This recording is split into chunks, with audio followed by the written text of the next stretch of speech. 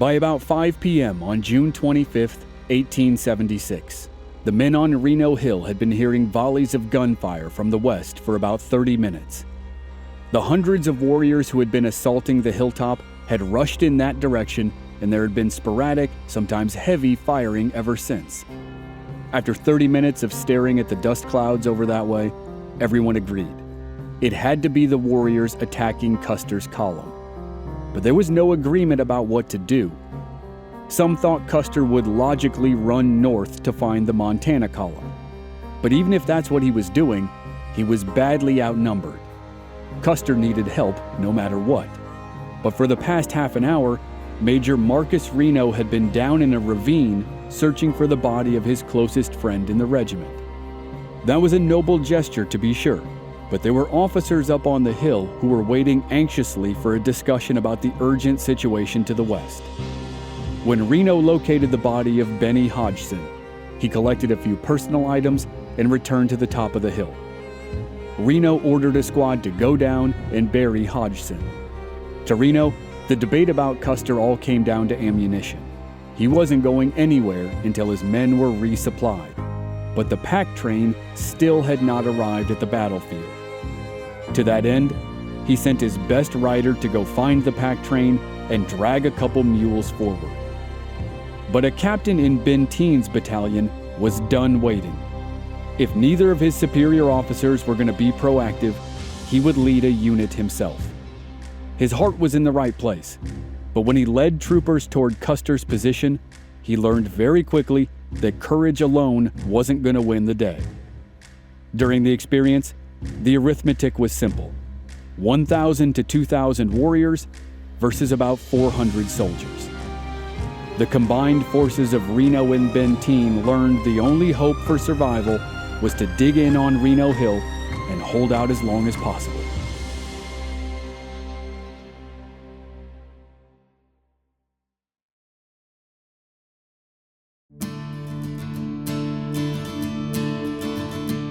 From Black Barrel Media, this is Legends of the Old West. I'm your host, Chris Wimmer, and this is a 6-part series about one of the defining events of American history, the Battle of the Little Bighorn. This is Episode 5, The Siege of Reno Hill.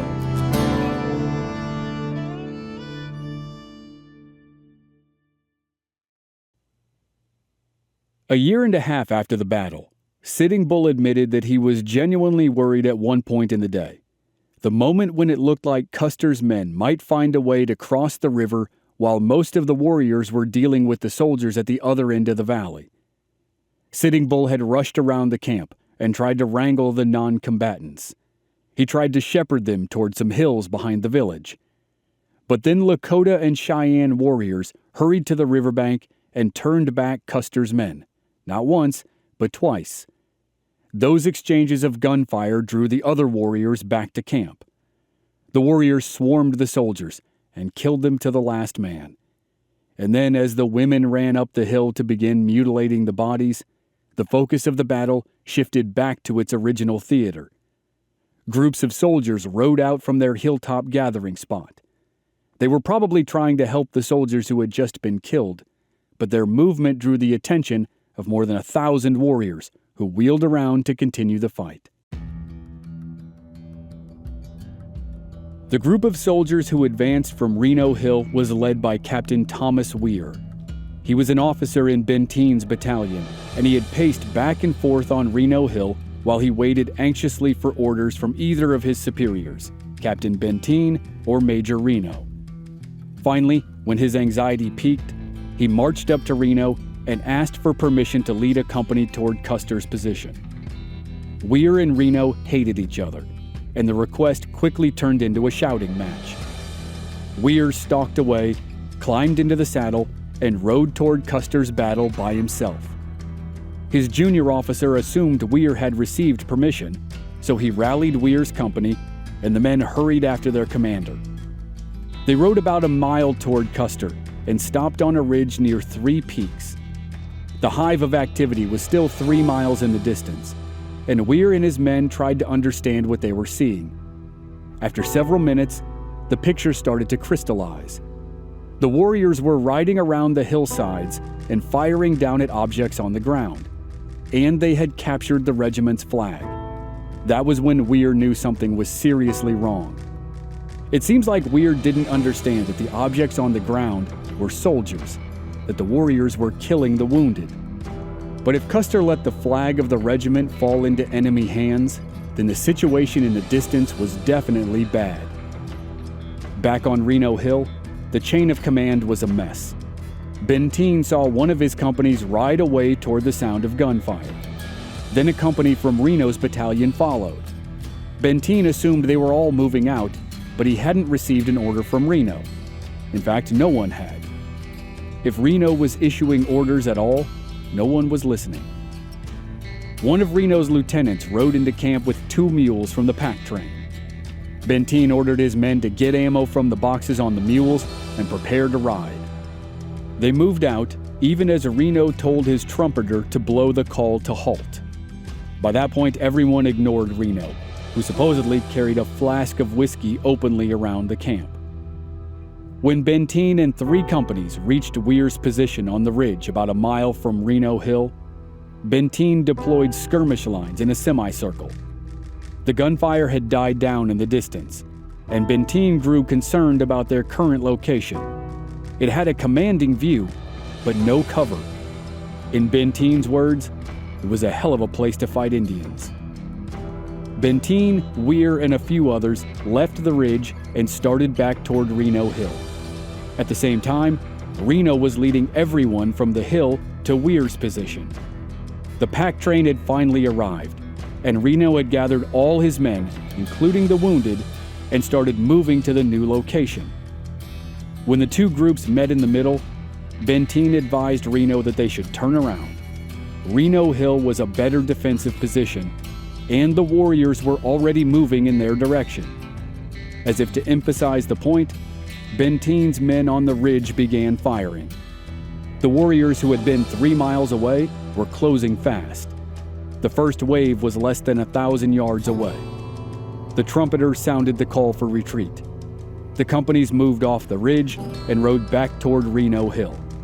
It was a little sloppy, but it could have been much worse. Warriors were on the ridge just seconds after Benteen's men vacated the position. In fact, the last few soldiers traded close-range gunfire with the warriors. As the soldiers retreated in groups, the warriors raced to catch them. Some savvy, experienced troopers set up rear guard actions without orders to protect the retreat. As the warriors kept coming, it turned into a foot race. The soldiers charged into their camp on Reno Hill and reformed defensive positions. It was the last time they left the hilltop for the next 24 hours.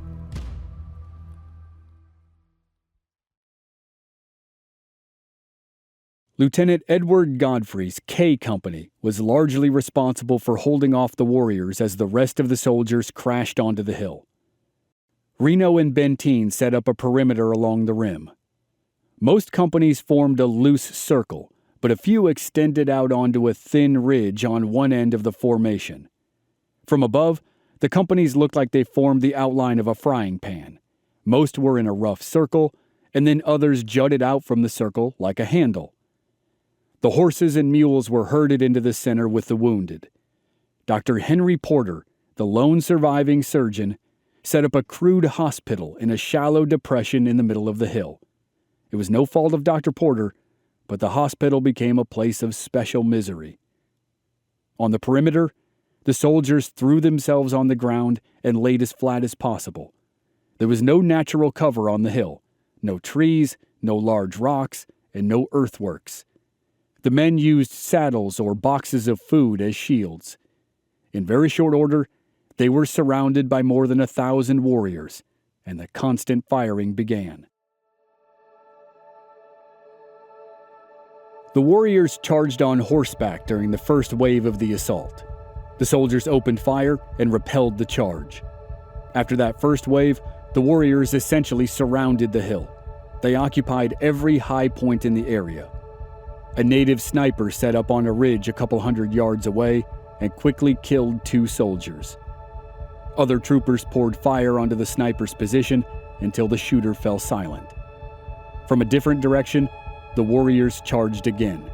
They charged numerous times, and each time they were turned back by furious gunfire from the soldiers. The troopers succeeded in stopping frontal assaults for the time being. They kept themselves from getting overrun, but they took steady losses. A man died when a bullet punched through a box of hardtack and hit him in the head. Another was hit through the bowels. Due to his position on the line, his comrades couldn't drag him back to the hospital right away. As his pain grew worse, he yelled in agony. Each time he yelled, warriors targeted his spot and poured in fire. Captain Weir urged the man to stay quiet, and the man complied. But when the soldiers were finally able to carry him to the center of the hill, they found out why. He had died. In the middle of the hill, the horses and mules were easy targets. Warriors killed dozens in short order. The soldiers dragged the bodies of the poor creatures toward the hospital and used them as barricades to shelter the wounded. For the next 3 hours or so, the warriors continued to try to charge the hill. They unleashed huge volleys of gunfire and then prepared for an assault. But each time, the soldiers popped up and fired their own volley. Those responses diffused the attacks before they began. But in the course of the first frantic hours, 12 soldiers were killed and 21 were wounded. Counting the ones who had been injured before the siege, Dr. Porter had 30 wounded men on his hands by sunset on June 25th.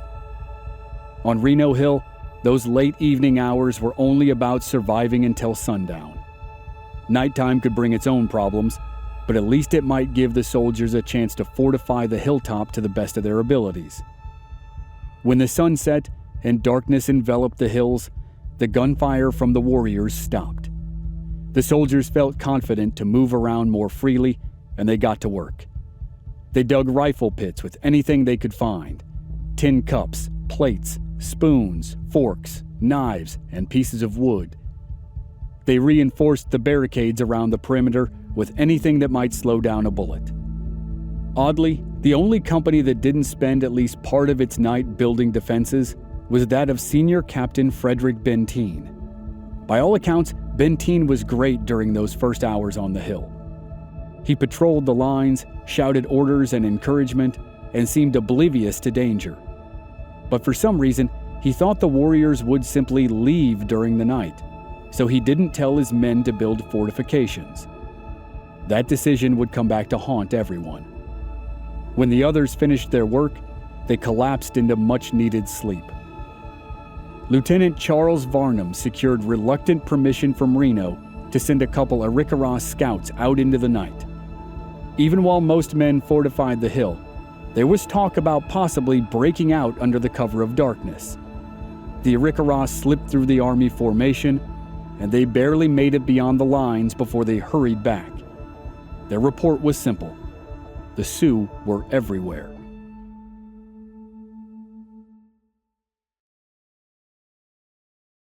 As the soldiers on the hill worked through the night or dropped for a few hours' sleep, the valley below them lit up with bonfires.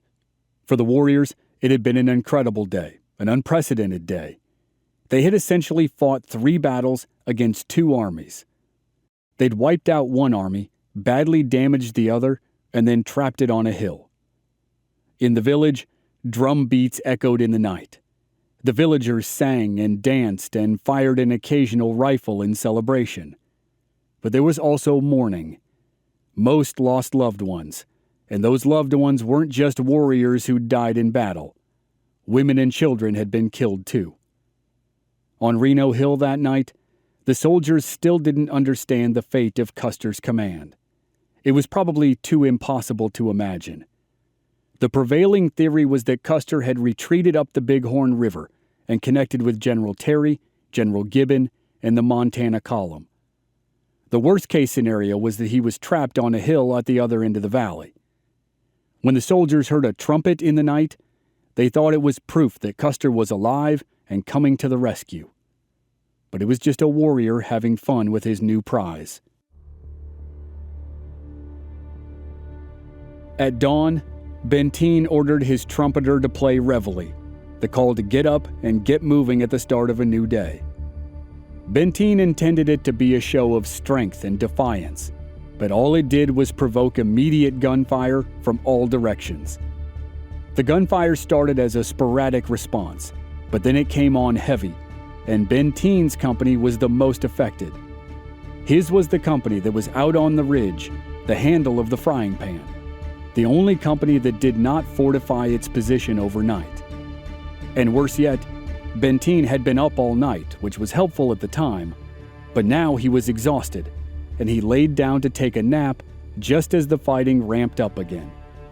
His company started losing men, and the survivors were running out of ammo. It's been hard for historians to understand why Benteen didn't order his men to build defenses, and why they didn't just build them themselves.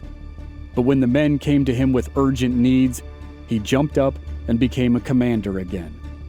He finally told them to build barricades with whatever was available. He stalked around the hill and found Reno in the rifle pit from which he'd barely moved for hours. Benteen asked for reinforcements, and Reno finally sent a few men who were not happy about going out to the deadliest spot on the hill. Benteen's company was such an inviting target that the warriors moved dangerously close to his position. So he ordered a bold maneuver. He told his men to get up and charge down the hill, and he led the charge himself. Benteen and his men ran down into the gullies and ravines, firing as they went and screaming as loud as they could. The sudden advance shocked the warriors and pushed them back. Benteen's company lost 2 men in the charge, but it stopped an assault by the warriors. A couple hours later, Benteen repeated the feat on the other end of the hill. Warriors were massing a couple hundred yards away from Major Reno's position on the line. Reno was still in his rifle pit as Benteen boldly walked around the hill and surveyed the situation. Benteen organized a charge, and just before the men jumped over their barriers, Reno stood up and helped lead the charge. A group of soldiers marched out from the hill and fired steadily at the warriors. The soldiers only advanced 50 yards beyond their lines, but it was enough. The warriors retreated, and all the soldiers made it back alive. The troopers resumed their positions on the hill at about 10 o'clock in the morning on June 26th, and by that point, the heat was already stifling. There was no shade on the hill, and now the soldiers settled in for a long day of misery under the baking sun. Conditions in the makeshift hospital were especially bad. Troopers rigged their tents to provide shade for their injured comrades, but the most urgent need was water. Water had already been a problem for hours, and as the sun became the biggest enemy, something had to be done. The next phase of the day revolved around missions down to the river.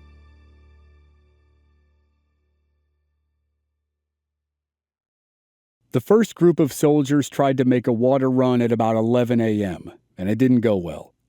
They scurried down the hill to the Little Bighorn, but warriors lined the brush on the opposite side of the river and opened fire. The troopers rushed back to the hill and decided that that avenue was closed. The only other option was to send troops from Benteen's company out on the Frying Pan Handle Ridge. Benteen formed a detail of 12 men. Their orders were to rush down the ravine at the base of the ridge, break into smaller groups, fill canteens and cook pots in the river, and then race back up to the ridge. From above, Benteen's 4 best riflemen would provide cover fire. This was the same ravine the men had charged down a couple hours earlier, and now they started the first run. The riflemen stood and opened fire, despite their exposure to enemy fire. The 12 men jumped down into the ravine. It was steep and full of thick underbrush and scrub trees, and it was 500 yards long. This wasn't going to be a quick sprint to the river. They had to navigate the length of 5 football fields to get to the water. As the men worked their way down the ravine, the riflemen up top took heavy fire from the backside of the ridge. They scrambled over to the front side and then took heavy fire from that direction. For the next 20 minutes, it turned into a kind of crazy, deadly kids game. The 4 riflemen ran back and forth across the ridge, dodging enemy fire on both sides while they tried to provide cover for the men below. Down at the river, the troopers threw themselves on the riverbank and dipped their jugs in the water. They took fire from across the river, but 11 of the 12 made it back up to the hill unharmed. The 12th man took a bullet to the leg that broke a bone. He was stranded in the ravine until a rescue party could carry him out. He was the newest patient in Dr. Porter's field hospital, where most of the water was delivered. With the success of the first run, the troopers kept going. Eventually, over the course of the early afternoon, they collected enough water to stave off crisis and probably madness. The temperature was pushing 100 degrees Fahrenheit, 37 degrees Celsius. Most men had had very little, if any, water in the last 2 days, while riding and fighting and building barricades. And for the wounded, it was worse. It's called volumetric thirst. When the body loses blood, the thirst for water skyrockets. In all those Western movies, when a guy gets shot and begs for water, that's why. The loss of blood heightens the thirst for water. But the missions down to the river helped calm the worst of the water crisis. And now the men in the hospital had to keep from getting sick because of the overwhelming smell of rotting corpses. The hospital was ringed by dead horses that were being used as protective barricades, and now they were starting to cook in the hot summer sun. By mid-afternoon, it must have seemed like the day would never end, with the heat, the smell, the water shortage, and the constant gunfire from warriors in the surrounding hills. But then there was a change. At about 2 p.m., the warriors unleashed a big volley of gunfire. After that, the gunfire tapered off. By 3 p.m., it was noticeably less. And by 4 p.m., it had stopped altogether. But it took time for the soldiers to understand what was going on. It could easily have been a pause before an assault. But it wasn't. Warriors vacated their positions on the surrounding hills and moved down to the village. Around 5 p.m., thick clouds of smoke billowed up from the river. It was a literal smoke screen to hide the movements of 8,000 people and 20,000 horses. The village of Lakota and Cheyenne was leaving the valley of the Little Bighorn. Soldiers watched from Reno Hill as the procession continued for hours. A lieutenant estimated that the column of people stretched out for 3 miles and was nearly a mile wide. It was almost dark by the time the last people moved out of the biggest Native American campsite in recorded history. A contingent of warriors remained by the river as a rear guard protective unit. But with the last rays of light, they climbed onto their horses and followed their families.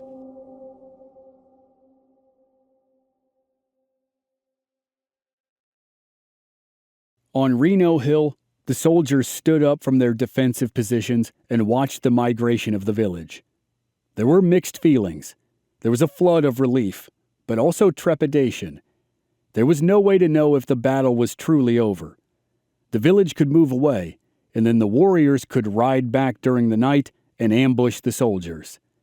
But for the moment, it looked like all the warriors were gone, and Reno didn't want to waste the opportunity. The men moved off the hill and down to a position closer to the river. They dug new rifle pits and set up new barricades.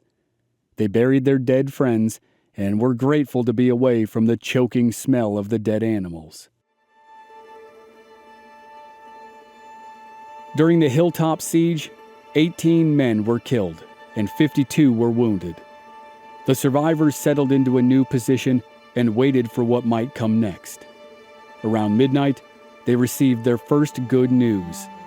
Interpreter Fred Girard and another man hurried into camp. A couple hours later, 2 more missing soldiers appeared through the darkness. All 4 had been hiding in the timber near the original skirmish lines of Reno's charge. That charge, which had happened 36 hours earlier, must have seemed like ancient history by that point. The new outpost set up picket lines for security. The cooks put together a meal for the troopers, and when it felt like a measure of safety returned for the first time in 2 days, the men went to sleep. When the sun rose the next day, the valley was quiet. There were no sounds of drums or singing or, thankfully, gunfire. The remaining men of the 7th Cavalry stared across the river at the deserted village. Lodge poles and other items littered the ground. A few teepees still stood in place, but every living thing was gone. It looked like the siege was truly done. But then the men spotted clouds of dust to the north. The obvious first thought was that it was about to start all over again. The warriors had moved their families to safety, and now they were coming back to finish off the soldiers. But as the troopers studied the clouds of dust, they deciphered 2 columns of riders. The dust was from reinforcements, and now, finally, there was genuine relief.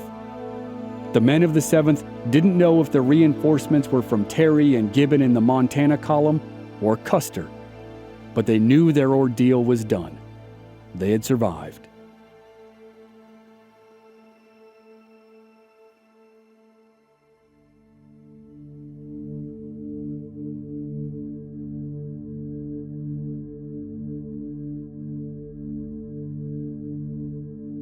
Next time on Legends of the Old West, the survivors at Reno Hill learn the fate of Custer's command. Then the rest of the world hears the news, and it's too stunning to believe. And finally, General Terry and General Crook lead one last mission for revenge. That's next week on the season finale here on Legends of the Old West. And members of our Black Barrel Plus program don't have to wait week to week. They receive the entire season to binge all at once with no commercials. Sign up now through the link in the show notes or on our website, blackbarrelmedia.com. Memberships begin at just $5 per month.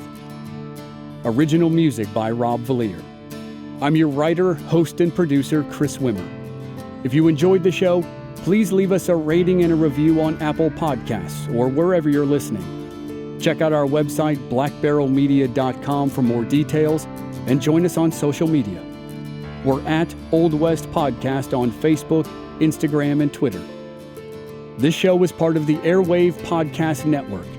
Please visit airwavemedia.com to check out other great podcasts like Ben Franklin's World, Once Upon a Crime, and many more. Thanks for listening.